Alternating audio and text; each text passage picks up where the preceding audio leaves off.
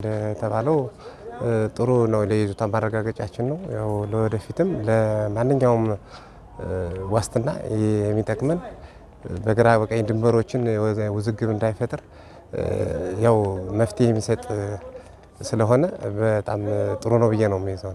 ከዚህ ቀደም እኔም በግዢ ነው የያዝኩት መሬቱን ቦታውን በግዢ ነው የያዝኩት። ምንም የገጠመኝ ችግር የለም።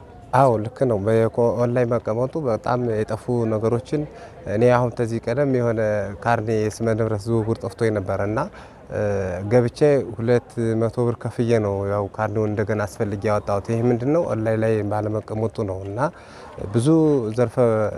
ብዙ ችግሮችን ይቀርፍልናል ይቀንስልናል ብዬ ነው እኔ ማምነው። አሰጣጡም በጣም ጥሩ ነው። ብቻ ያው ተሞላ ጎደል አንዳንድ የቀጠሮ ብዛቶች አሉ።